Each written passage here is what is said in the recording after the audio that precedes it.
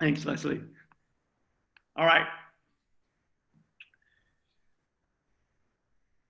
After what feels like 100 years, we are ready to kind of move beyond the whole series of ideas, those kind of main themes slash contents for the course that we've spent the last several weeks methodically talking about, explaining, unpacking. And we did that because those ideas, what does Nietzsche think Greek tragedy is? How does Nietzsche's interpretation, his stylization of Greek tragedy lead to his confrontation with Socrates and Plato, and specifically metaphysics? What the hell is metaphysics? How does Nietzsche's confrontation with Socratic and Platonic metaphysics and what it is, how does that set the foundation for what will become, very generally speaking, postmodernism? What the hell is postmodernism? It's a suspicion of the truth, and it's this kind of preoccupation with the consequences to our minds, bodies, and politics that result from our belief in and commitment to some moral metaphysics. Okay, right? Okay. How does postmodernism become suspicious of the truth, and how does it interrogate or dismantle or examine the consequences to our minds, bodies, and politics for metaphysics? It does so through nominalism. What is nominalism? It's an alternative theory of language. It's an alternative account of what language is and how it operates and how that constructs human subjectivity and a kind of reality. Okay, that's the project in the course. And doing that was essential before we can actually read The Birth of Tragedy and fully understand, kind of bear witness to really what Nietzsche's doing, because what Nietzsche's doing in the book is powerful. It's multi-level, it's ecstatic, there are multiple things happening simultaneously, and it changes. It changes Western civilization, and it cost Nietzsche his job. The book costs him his job. He writes the book, and it's so powerful, and it's so critical of Enlightenment metaphysics, the whole tradition, that it basically cost him his job. So we had to do that to set it up. Now, we need to have 2 more lectures in this kind of introductory context before we get to the book, okay? And we need to say something, even just generally, about the Homeric traditions and the relationship between the Homeric traditions and the emergence of Greek tragedy, all right? And today and Thursday, we're gonna operate on 2 levels simultaneously.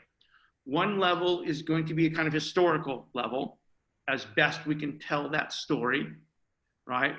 What are the Homeric traditions? What's the relationship between the Homeric traditions and Greek tragedy? We got to kind of tell a story, kind of historical, empirical story, all right?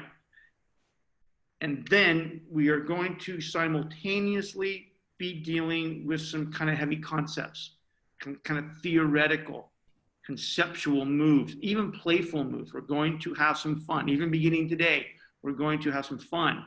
But the conceptual moves and the having fun with this kind of discussion of what the Homeric traditions are and the relationship between the Homeric traditions and Greek tragedy at a really profound level, at a conceptual and a profound and even a playful level.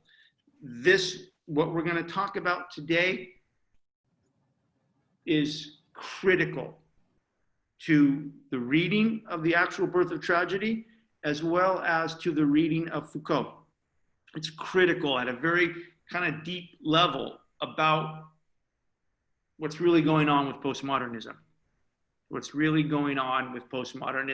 and ultimately what Nietzsche thinks is happening with consciousness, with subjectivity, with the construction of reality, and how Foucault kind of co-opts that project in the book Discipline and Punish, and uses it kind of operationalizes it as this profound postmodern critique of the Enlightenment normative, social, medical, and behavioral sciences. So we've got a little bit of more preparatory work. Some of it is historical, of course, and then it is also simultaneous, like everything in this class, deeply conceptual and playful, right? And metaphorical for how we're going to read the book, both Nietzsche's Birth of Tragedy and Foucault, and even at the end of the day, Kafka's Trial. All right. So before we can get into the book itself, we have to say something about the Homeric myths and the relationship between the Homeric myths and Greek tragedy, right? And we're going to use that opportunity to kind of reveal some fascinating, deep, decentering, playful dynamics that are part of the course, that are part of postmodernism in general. Okay, and that's why I asked you, print this out and follow along the story. Okay, all right. So we got to start with the Homeric myths, the Homeric traditions, right? And as we said the first day we met, for Nietzsche, Western civilization, what we call Western civilization, begins with the Homeric Greeks. That's its real origin, right? Western civilization begins with the Homeric Greeks. And indeed, as we will see throughout this part of the course, Nietzsche considers, and we've spoken about this many times, Nietzsche considers the emergence of Socratic and Platonic philosophy. Nietzsche considers the emergence of Socrates and Plato and metaphysical philosophy to be a form of weakness that begins a long sickness in Western civilization, right? And we know that because we've already talked about the tragic perspective. We've talked about Nietzsche's critique of the emergence of metaphysics, right? Why he critiques it. And we're going to see this even in the Birth of Tragedy. The last 4 chapters in the Birth of Tragedy are kind of themed the death of tragedy, right? Nietzsche sees the emergence of Socrates, the emergence of Plato, and the emergence of some type of metaphysics. First Platonic, then New Testament Christian, and now Enlightenment science metaphysics as the beginning of the end, right? The death of tragedy, the death of the heroic perspective, the emergence of a kind of philosophical, theological, or scientific worldview that makes us weak and psychologically and emotionally sick, unhealthy. All right. And so for Nietzsche, the story begins in some way with the Homeric myths. Okay, and so we have to say what we can say about it, and more on that later. I'm speaking in a playful way purposefully, right? And then we've got to see the way in which what we can say reveals some really powerful things about postmodernism and nominalism and the construction of subjectivity and the operation of what the hell language is and how it operates and how that's caught up in power, right? So we're doing those things simultaneously. All right, so let's just have some fun. And you don't even have to write this down because I typed it all up for you. You can just put your pencils down, grab your cup of coffee, and let me tell you a story because it's right here. You can write it down if you want, but it's right here. So what are they? Right? What are the Homeric myths? The Homeric myths are the general term, the Homeric traditions, the Homeric culture, the Homeric myths, right?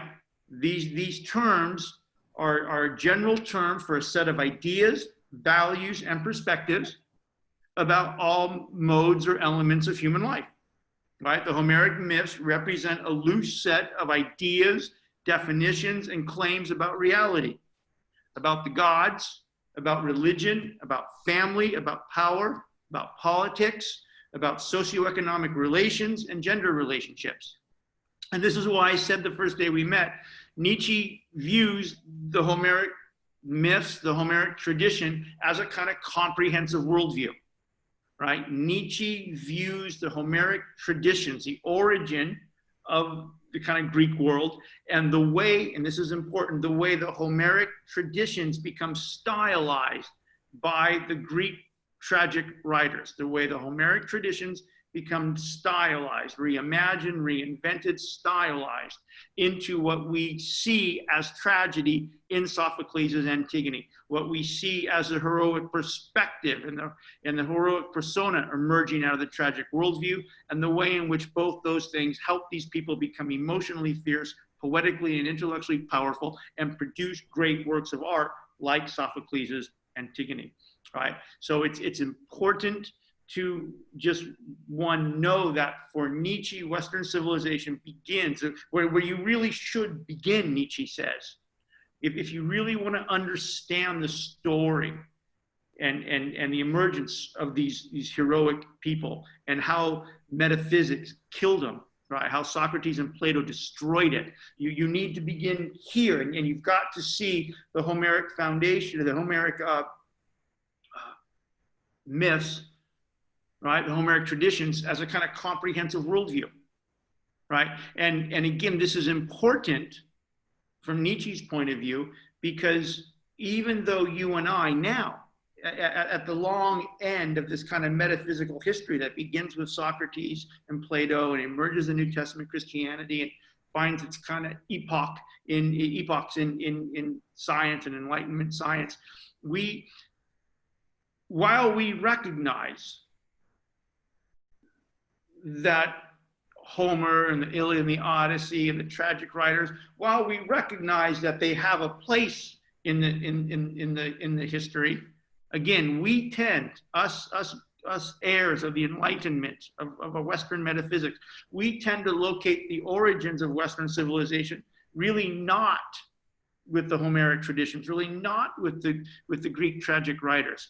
We tend to locate the origin, we're using these temporal time space kind of movements and placements playfully, we tend to locate the origin of Western civilization with Socrates and Plato, right? This is where we say, this is where it begins, right? Socrates and Plato emerge on the scene. They're the first to assert an objective truth exists, and you can think of it in terms of justice and human nature, and human beings are rational, and if you think deeply and critically enough, through philosophy, or if you can read the revealed word of God, or now you can adopt and operationalize a scientific method, then you're going to acquire knowledge about that, and you're going to use that knowledge to improve life, to live morally, and move on this kind of progressive upward project. That's how we view the origins of Western civilization, right? And so this idea that Nietzsche wants to say, look, you got to go back further in time.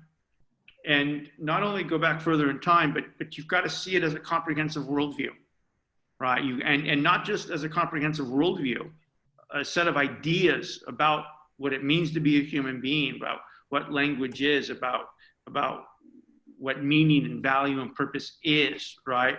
You need to see it like that, all right? So the Homeric myths are the general term for a set of ideas, values, and perspectives about all modes of life. And therefore, the Homeric traditions, right, represent a loose set of ideas, definitions, and claims about what reality is, who the gods are, what religion is, what family is, power, politics, all of those things. And for Nietzsche, the Homeric myths represent a coherent but unstable and agonistic worldview, right? And I use those two terms purposely. For Nietzsche, the Homeric traditions and the way they become stylized into Greek tragedy, and how that becomes the moment where Nietzsche seizes on what's powerful and sort of valorizes the tragic moment, right? That's a comprehensive worldview, but it's also a kind of unstable and agonistic worldview. And more on that in a little bit. So where do they come from, right? And this is now some of the historical part and the best that we can say about where do they come from, right? So where do they come from? All right, well, the Homeric period, we think, and I write in brackets on your outline, we think. The Homeric period, we think,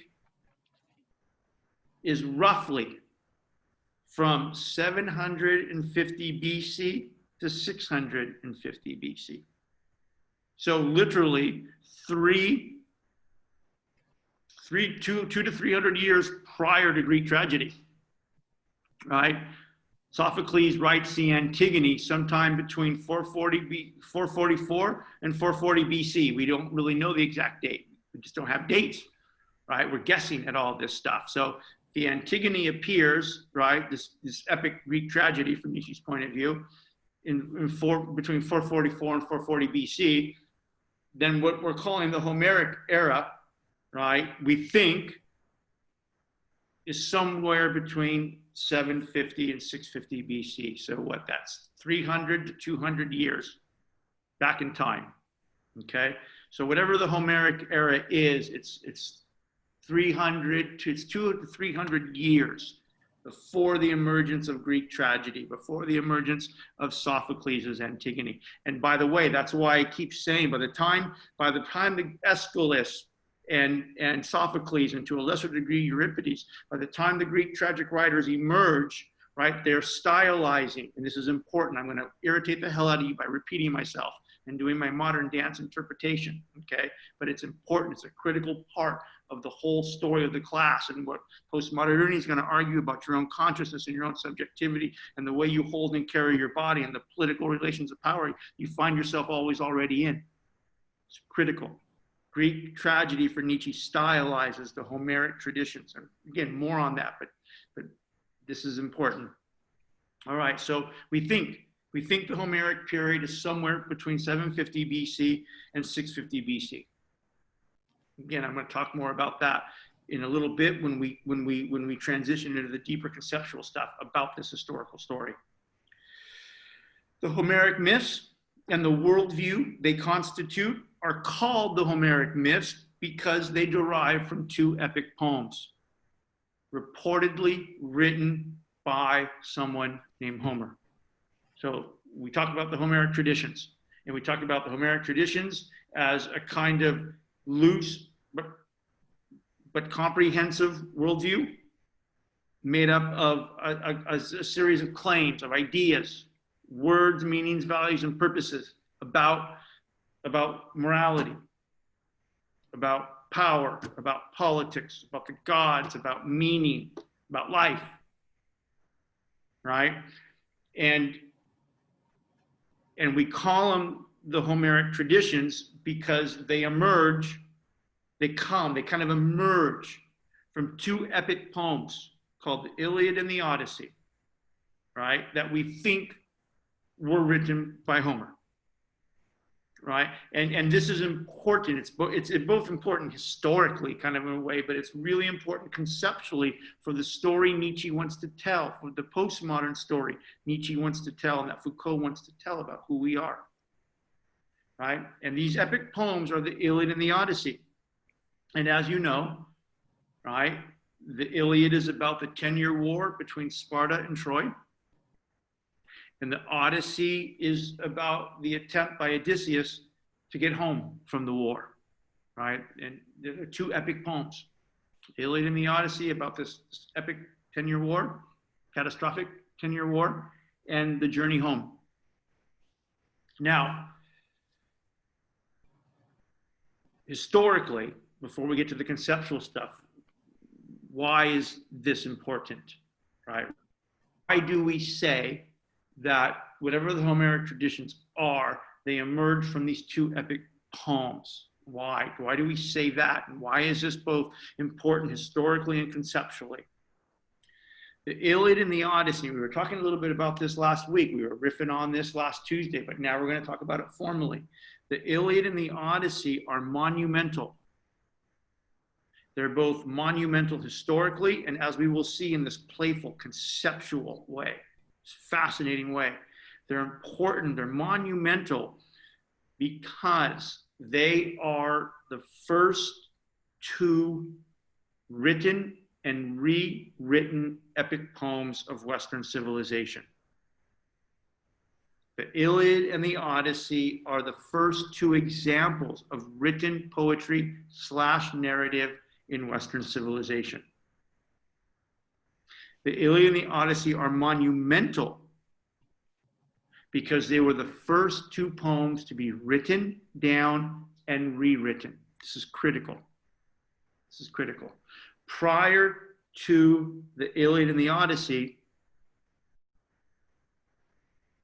the stories, the traditions, stories were oral. They were oral. They were passed down through oral poets.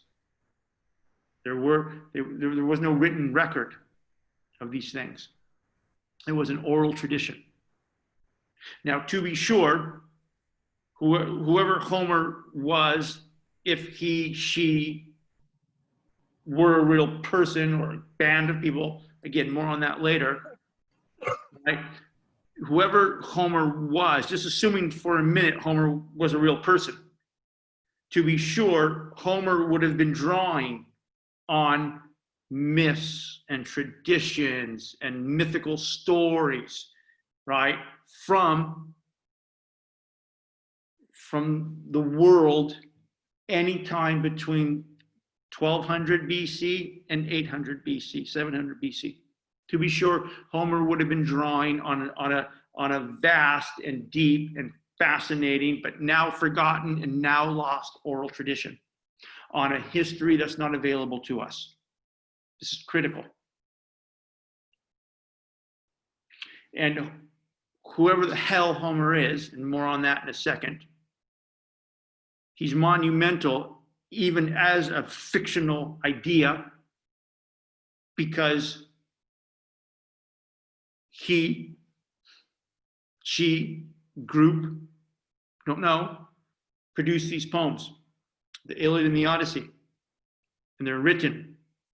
They're the first examples of written and rewritten epic poetry. And it is from the Iliad and the Odyssey, from these written and rewritten stories of these epic battles and these epic characters and these epic heroes and these epic moral crises and failings and journeys home. It is from the Iliad and the Odyssey, the first written and rewritten text of Western civilization, that the Homeric traditions emerge. It's critical. It's critical you get your head around this. The Iliad and the Odyssey, as the first written and rewritten records of some events that someone we think named Homer wrote, become the foundation for Western civilization. They become the foundation for the Homeric traditions. They become the source material that the Greek tragic writers will later stylize into the Antigone. And they constitute the tradition out of which Socrates and Plato emerge. And they are monumental. They are important. They're important for many reasons, but perhaps the most important reason is, again, they are the first to be written and rewritten epic poems. And it's from these epic poems that the Homeric traditions, the ideas, the meanings, the values, and the purposes of life emerge and become what we call the Homeric traditions. And the Homeric traditions are the origin of Greek civilization, and Greek civilization is the origin of Western civilization. And it's critical for Nietzsche, it's critical for postmodernism that we begin there. Not only because it's more authentic historically in a weird way, but because of what it reveals about what we can't know. All right. So, to be sure, the stories, characters, events, and moral lessons that constitute the narrative of the Iliad and the Odyssey, to be sure, these would have come, if Homer was a real person, he or she would have been deriving this content, I guess to put in the contemporary term, from an oral tradition that must have gone very, very deep, very, very far, that we've now lost, right? It would have come from a kind of deep and now forgotten history of oral tradition. And if Homer is important, if the Iliad and the Odyssey are important because they're the first written epic poems, Homer is important, we think, because he was the first to collect in his mind. Think about this. If he was just assuming now for a minute he was a real person, right? He was the first, or she was the first, or this group of traveling poets were the first. We don't, again, more on that in a minute.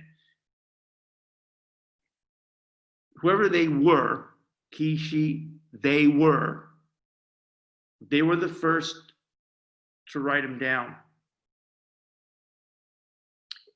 Which means that in some primordial way, whoever he, she, they were,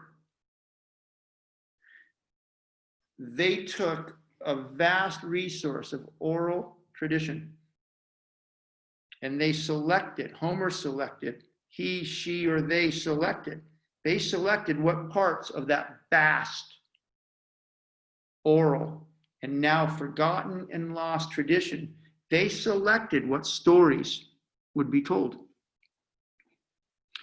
Homer selected not just the stories, but the characters, the events, how the events played out, what moral lessons were related to Achilles' abandonment of his Spartan and Athenian allies, right?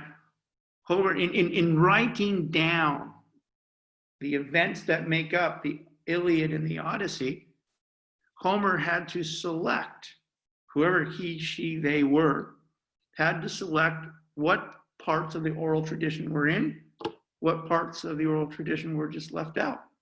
And not just what parts of the oral tradition were in, but how to tell the story of those parts. Why did Troy lose the war? Why did it take Odysseus so long to get home?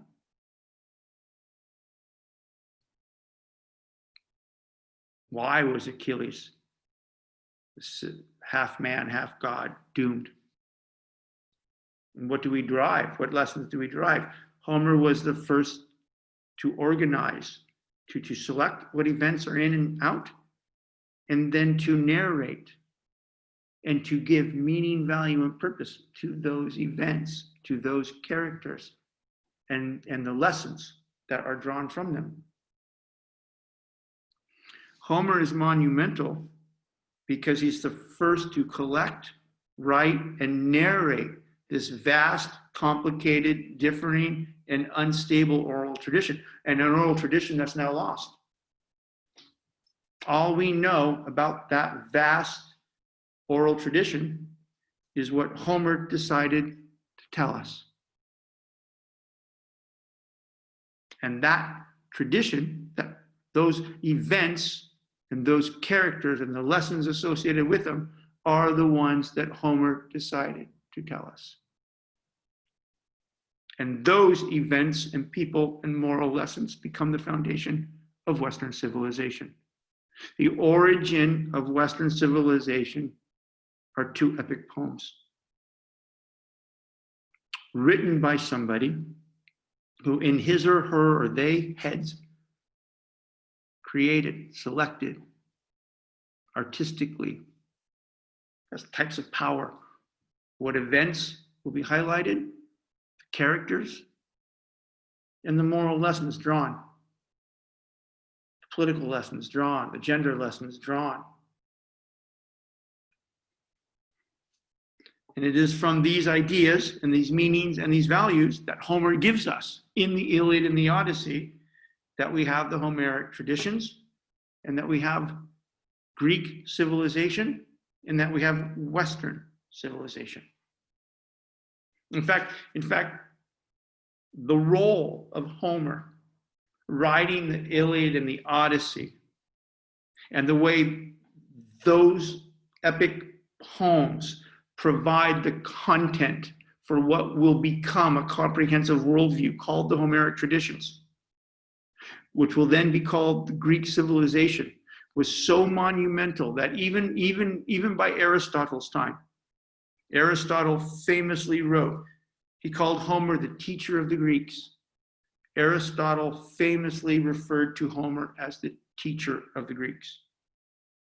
Right? And Aristotle is being humble. And he's being humble.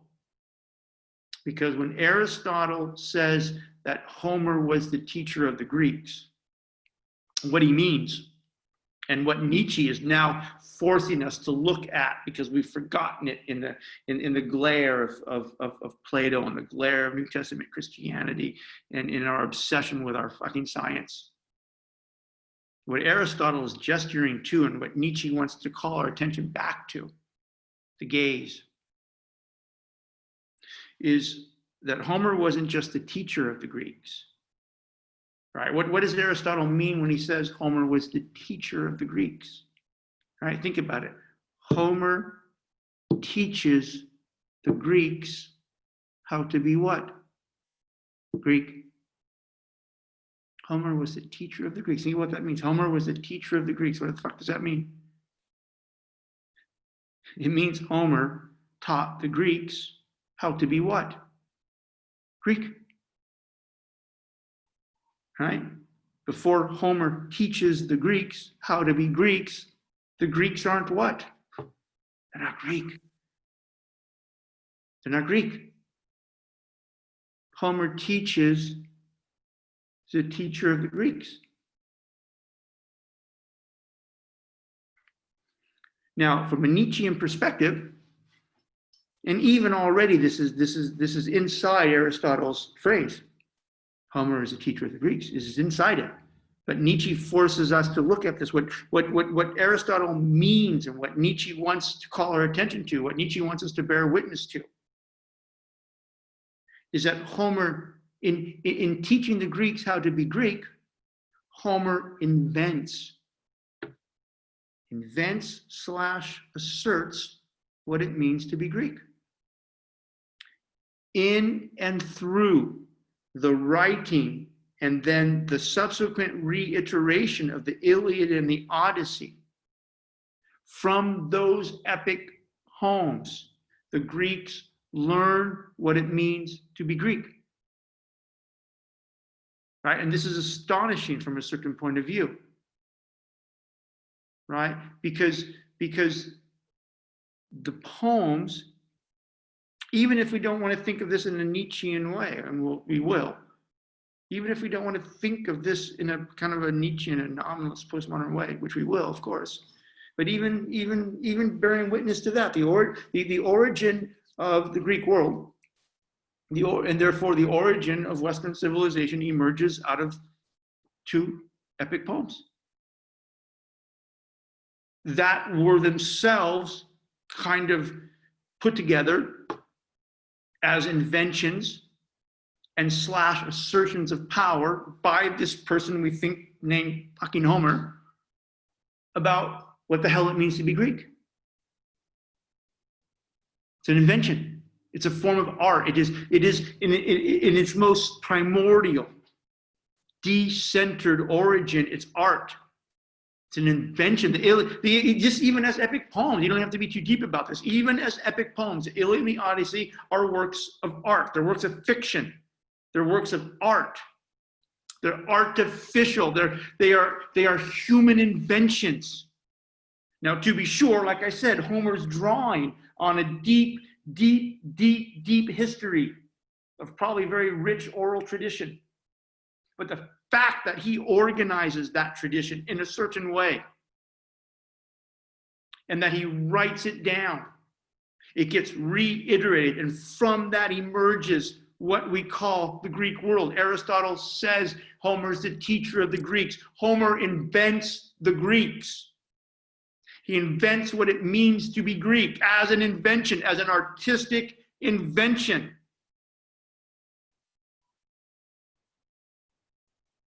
The meaning and the value and the purpose of what it means to be Greek at its origin is an invention. It's a human invention. And it's not only a human invention, it's an exercise of power. Homer is inventing, asserting as an exercise of power what the hell it means to be Greek. It's an invention. It's a fiction. It's a human invention / assertion of power that gives meaning and value and purpose to a reality that didn't exist prior. The people existed, the oral traditions existed, the city-states existed,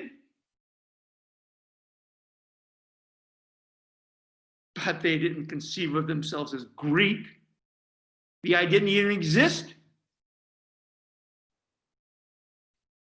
Aristotle famously says, Homer is the teacher of the Greeks. And what that means and what it's going to mean from a Nietzschean and from a postmodern and a nominalist point of view is that Homer invents and he asserts what it means to be Greek. Prior to Homer, and prior to the consolidation of what we call the Homeric traditions, this kind of slow, messy, but kind of consolidation of these meaning, values, and purposes that we now associate with what it means to be a Greek person. Prior to that, there was no such thing as being Greek. If you would have asked the people, if you had Bill and Ted's time travel fucking phone booth, you go back prior to 750 BC, you go back to 800 BC. I mean, some scholars, they locate the origin as far back as 1200 BC. Nobody knows. But if you would have went back in that primordial time, you would have asked, are you a Greek? You might as well have come from a different planet. There was no such thing. The concept didn't exist. And it didn't just exist as a sense of moral and religious and political and gender norms. It didn't even exist as a geographic reality. There was no Greek world. If you open up Thucydides, History of the Peloponnesian War, brilliant. You have to read it before you die. But if you just, in there sometimes are these little maps, or if you take a history class now and you look at a map of the Greek world during Socrates' time, right? Okay, well, it's obviously what we now recognize as Greece, Western Turkey, right? North Africa, all the way up the Adriatic through Greece, what we now is Bosnia, Herzegovina, Albania, Macedonia, what is now Croatia. We got to go somewhere in Croatia. What is now Croatia, what is all, Italy, all the way down Italy to Sicily. That was the Greek world. Greek world. It had a kind of geographic designation all the way up to what is now Greece and Venice, top of the Adriatic, right? It's a Greek world. Prior to Homer, that doesn't exist as a geographic thing. The Greek world is a geographic designation, as something you put on a map. It's a fiction. The moral ethos of being Greek, the political ethos of being Greek, the gender ethos of being Greek, what becomes the Homeric tradition, what becomes Greece, what becomes Western civilization. It's all fiction. It's a work of art, by which I mean it's a human invention. And from Nietzsche's stylized revalorization of the Homeric and the tragic era, that's what he means when he says when words and the meanings of words and the values associated with words and the way those meanings and those values are pressed into epic human and political purposes. When Nietzsche says those things are human inventions and they're created by human power, and this is profound because it opens up what becomes the meaningfulness of reality, the reality in which we live our lives and die. In this attempt to give our lives meaning, value, and purpose. That whole thing was a construction. There's no objective truth to Greekness. There can't be an objective truth, because whoever the hell Homer was, when he or she or they sat down to write the damn thing, and when it got reiterated by later poets, even the content that was in the Great War, the events in the Great War, what the heroes and the anti-heroes did, all of that, it's an invention. Again, it's assuming Homer was a real person. Again, more on that later. Again, we got to the deep shit. Even if we want to assume Homer was a real person, that act was itself a human invention. It was a work of art. And by virtue of being a work of art, it was an assertion of power. There's no objective truth about Greekness.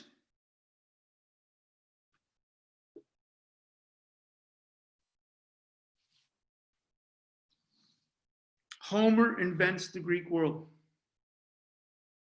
The very idea of the territorial and the conceptual Greek world, which becomes the foundation for Western civilization, a world that was already up and running, a reality that was already up and running by the time Socrates shows up. Socrates and Plato emerge in the 5th century. Socrates becomes Socrates in the 440s, 430s, and is killed 399. Plato is born in 427. The Republic is written in 375 BC, we think, after he barely escapes death on Syracuse. Socrates and Plato, they find themselves born into a world that was set in motion as an artistic invention and an assertion of power.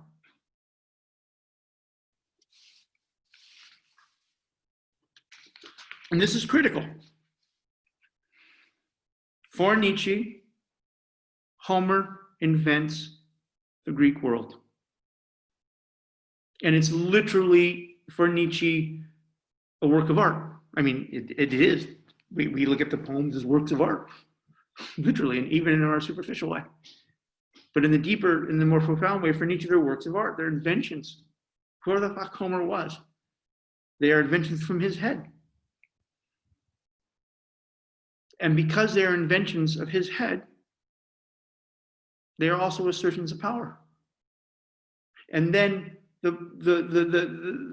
norms, the meanings, values, the norms, and the purposes that derive from this, that's a human invention. It's an act of power. And it's a human invention and it's an act of power that's superimposed on a world. Right? That prior to that invention and that act of power didn't see themselves as Greek, didn't recognize Western Turkey as part of the Greek world, or Northern Africa as part of the Greek world. These ideas didn't exist. Right? And this is important for Nietzsche. This is critical. It's critical for us.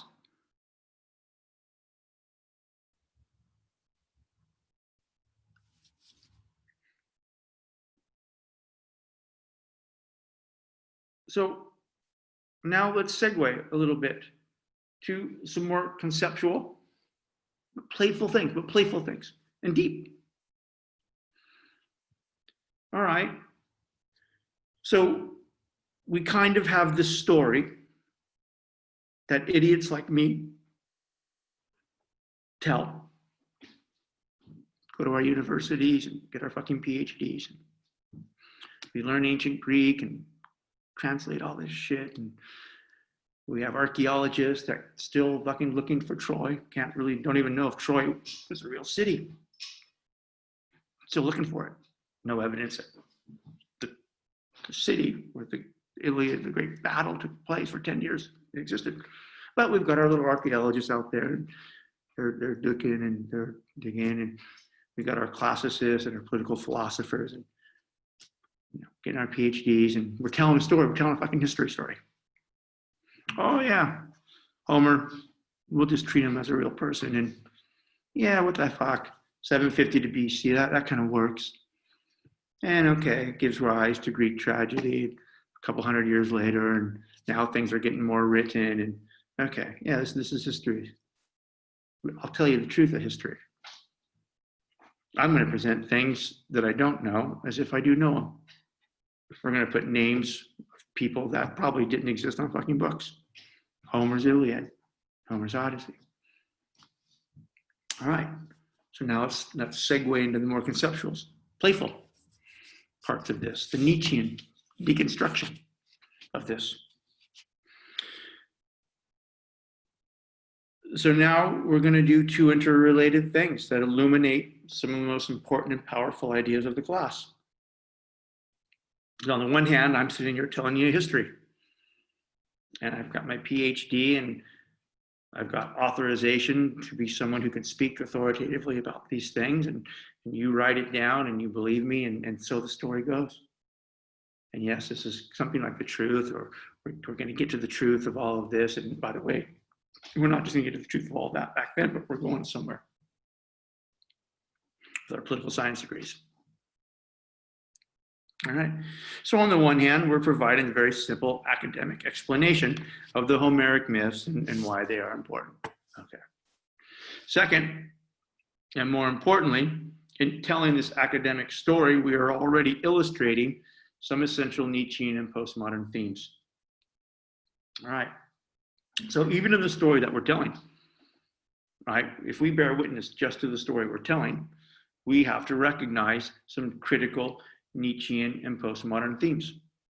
First, as we've been talking about in the last couple of lectures, for Nietzsche and postmodernism, language, meaning, and values are human inventions. Language, meaning, and value are human inventions. The Iliad and the Odyssey are human inventions. They're poems. They're inventions. They're aesthetic. They're artificial in the sense, right? In the sense that they don't have objective meaning. They don't have essence. As we keep saying, right? For the nominalists, right? The world's real. Out there in the world, and in the world, in the cosmos, there are all sorts of things that are real. There are things and processes, and those things are real. And those things and processes are the effects of causes that have nothing to do with human mind or language. So there's all sorts of real things. There was the whatever the world was prior to Homer was real. It was real. There were people living, and there were cities, and they were trading, and it's kind of the early metal scenes, and they were real. But they weren't Greek. They didn't have the meaning Greek. They were real, but not yet Greek. And they were the effects of causes that had nothing to do with Homer's mind or Homer's language or Homer's poetry. So the Iliad and the Odyssey, as the first written and rewritten epic poems, which first invent and assert the meaning, value, and purpose of what it means to be Greek, and how that becomes Western civilization, is a human invention. It's aesthetic, it's artificial, it's aesthetic, it's a type of art, it's a human invention. Now, again, going back to nominalism and Nietzsche's notion of postmodernism, because it is a human invention, Homer gives meaning, value, and purpose to people and a place that prior to the poems didn't have that meaning. Those people and those places were real, but they didn't have the meaning. They weren't Greek yet. They didn't have the Greekness, the Greek meaning, and the value and purpose imposed on them as a kind of construction. Because it is an invention. Because now these people and this dialect and this language and this geographic space, this is kind of Greek. There's a kind of emerging shared meaning and value and purposes of what it means to be Greek, deriving from these epic poems and related to this geographical space. That's power. The Greek world's an invention, and it's an assertion of power. And this is what things now mean. This is what things now value. These are the purposes of human life. It's power. It's an assertion of power. To invent the word, to invent the meaning, to invent the value, to organize it into moral and social and gender and political purposes is power. That's power. Because you're giving to things and people and spaces meaning that it didn't have, that it doesn't have by nature, that it doesn't have essentially. In and of itself, the world and the things in it have no inherent meaning or purpose. They're real, but until someone names, the name has a meaning, the meaning has a value, and all of that is organized into purposes, the great purposes of life and death. They don't mean anything. Or they meant something that we don't know. Or whatever they did mean, we've destroyed because we've renamed them. We've renamed them. That's not even a word. I made up a word. See, I'm doing it. I'm making up fucking words. I renamed it. We renamed it. That's the playful part. Have fun with language. Make up as many damn words as you want. In fact, you should be doing that with your own meaning and value every day. Because there's lots of people around you that are naming you. Oh, you're this ethnicity, or you're this race, or you're this gender, and you've got this IQ, and you got that score on the LSAT, and you're a little bit too heavy, and you're kind of twitchy. Oh yeah, we're gonna fucking mean you. Give you a meaning, give you a value. I'll place you in a set of purposes. Make up as many goddamn words as you want. So these things are assertions of power. Because in inventing names, meaning, and values, you're giving meaning and value to the world, to people and places and things that otherwise don't have it. In and of itself, the world has no inherent meaning or purpose or value. It's real. The stuff is real. But it doesn't have inherent meaning. It doesn't have value. The stupid story about the sun rising in the east, setting over Malibu for billions of years, that happens. Takes a human being with another human being with a bottle of champagne to sit on the goddamn cliff and say, God, that's really beautiful. You're really beautiful. This is romantic. Wow. Let's build a home here. It's a construct. It's an invention and an assertion of power. And it's an invention and an assertion of power on a world that in and of itself doesn't have it. And in many ways, an assertion of meaning and value and purpose to a world that doesn't not only have it, but a world that is resistant to it. Right? And again, now we're going to loop back to the fragility of tragic perspective. All right? All human meaning, value, and purpose is human invention. It's an assertion of power. And it's thrown, metaphorically, it's exerted into a world that, for all intents and purposes, is kind of hostile to it. The world's hostile to your meaning. The world's indifferent, not hostile. It's indifferent to your meaning. In fact, the world's indifferent to you. You and I got 80 years, and we're dead. We're fragile. We're dying. We die. The meaning dies. The empires collapse. The jungle takes over the fucking land. You can't find the ruins anymore.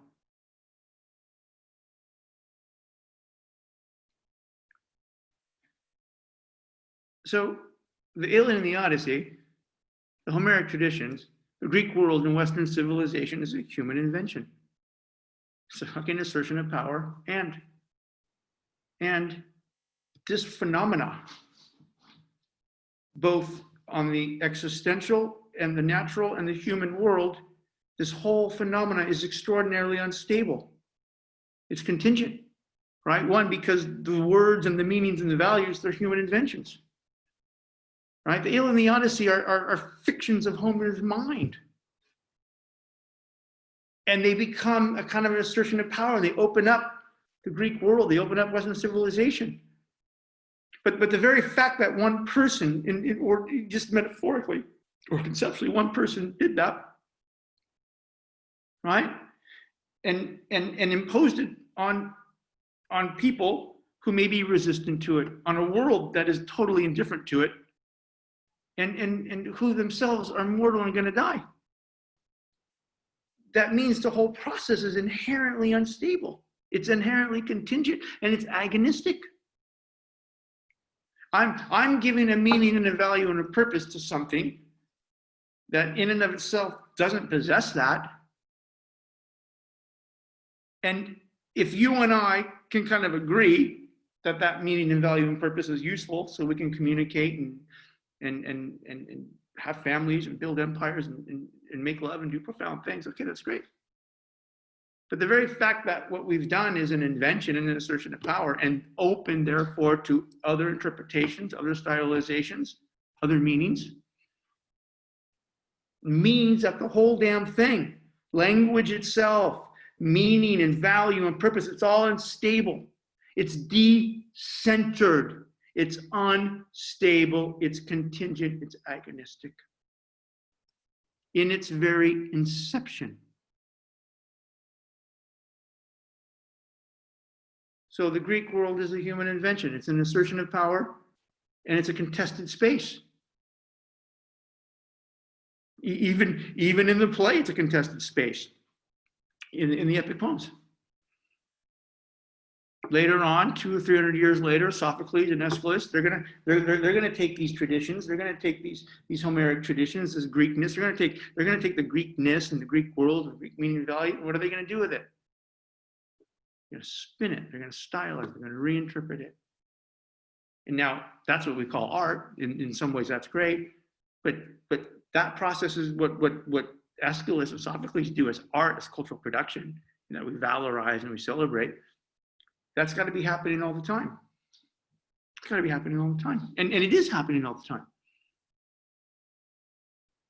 You and I right now are living in an extraordinarily unstable, agonistic political space. And it's unstable and it's agonistic because you and I are in an existential conflict over what the world is going to mean.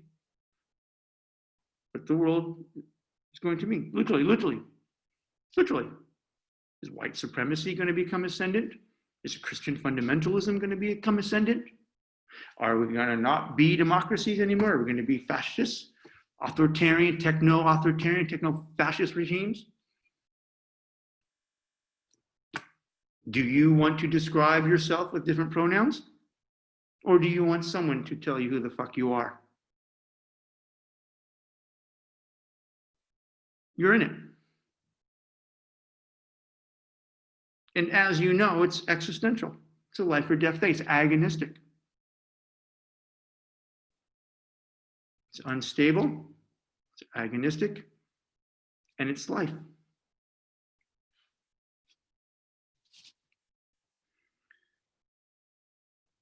So, Homer writes these poems, and they're inventions, they're assertions of power, because they're giving a name and a meaning and a value and a purpose to places and things that don't have it by nature. Opens up a reality, wonder, amazing, powerful, extraordinary, but that reality is decentered. It's unstable. There's nothing underneath it. Nothing underneath it. Nothing. And by the way, precisely because there's nothing underneath it, that meaning can change. Because you can rename things, you can redefine things, you can revalue things. There's this great kind of epical conflict over who's going to decide. What's the source of meaning and value, and who's going to decide it? All right. So let's stop there. And then we'll pick this up on Thursday. And we'll talk about the deeper conceptual stuff that I want to talk about. It's kind of related to where I want to stop. I want to stop now because I don't want to launch into it now because we've got 7 minutes left. So we'll pick this up on Thursday, and we will now place our kind of gaze at this moment in history, and we'll add to it the things we don't know. And we'll add to it the things we can't know. And in adding to it the things we don't know, because we can't know it, we are going to illuminate critical elements of Nietzsche's analysis of Greek tragedy and the tragic perspective, and postmodern's critique of metaphysics and its understanding, the Nietzschean and Foucaultian understanding of what consciousness is, what mind is, what subjectivity is, and by extension then the social, moral, and political space. All right. See you guys Thursday. Good job. Thank you, Professor. Thank you, Yep. Professor. Yep. Love you guys. See you Thursday. Okay. Ciao.